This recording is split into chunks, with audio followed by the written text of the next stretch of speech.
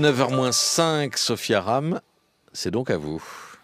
Eh bien, c'est parti. Alors, pour ceux qui, comme Bernard, auraient la chance d'avoir été épargnés par le succès médiatique de Cyril Hanouna, j'aimerais tirer le portrait de Cyril Hanouna. Je peux ? Bon. Cyril Hanouna est un gourou.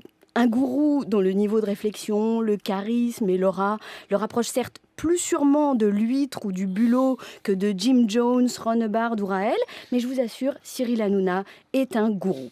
Un gourou des temps modernes, un gourou 2.0, un gourou de notre époque, un gourou qu'on mérite, quoi. Même si on ne voit pas toujours très bien ce qu'on a fait pour mériter ça. Comme tous les gourous, il a abandonné son identité civile pour un titre.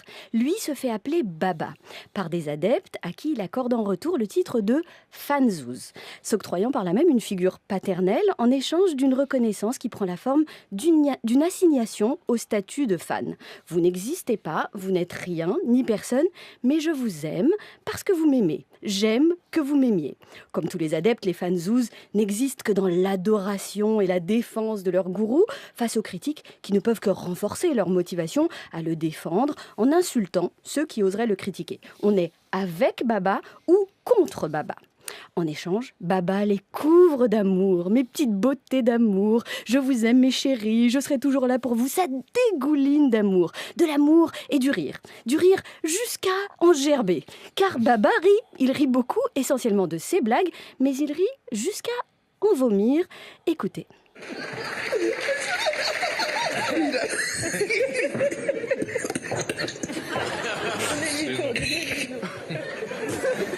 J'ai vomi de rire. Il a vomi de rire. Tout puissant, Baba déverse quotidiennement son inconscient dans le gosier de ses ouailles qui s'abreuvent des refoulements, du sadisme et de la perversion du maître. Dans un rituel d'humiliation quotidien, les chroniqueurs de son émission sont réduits au rôle de défouloir, l'autorisant à introduire des nouilles dans le slip de l'un, à se faire toucher la bite par une autre, voire carrément leur déféquer dans les godasses. Je n'invente absolument rien, Bernard, je te jure, c'est vrai. Le caca dans les chaussures, le poète-poète sur la bibite, les nounouilles dans le cucu, c'est ainsi qu'Hanouna se répand salement sous le regard du CSA, attendant complaisamment qu'il sorte du stade anal.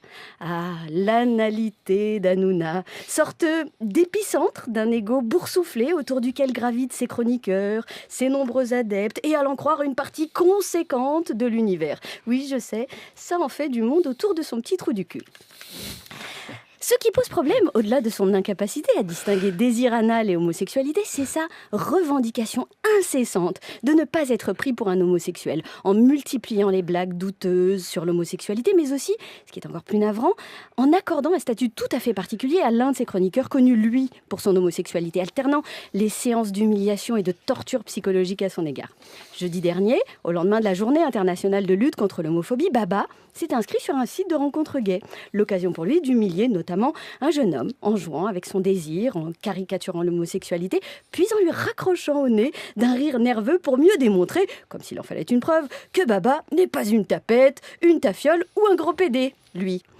Passer une fausse annonce pour humilier un homosexuel en raison de son homosexualité, c'est possible. Pas la preuve, Baba l'a fait. Passer une fausse annonce pour tabasser un homosexuel à coups de barre de fer parce qu'il est homosexuel, c'est possible aussi. La preuve, 2 adolescents l'ont fait, pas plus tard que vendredi dernier. Alors non, Cyril, on l'a compris, tu n'es pas homosexuel et tu n'es pas non plus responsable du crime commis par ces 2 ados. Mais tu es responsable d'une banalisation des humiliations que subissent de nombreux homosexuels. Et pour tout te dire, ton canular de la semaine dernière m'a fait vomir, mais pas de rire.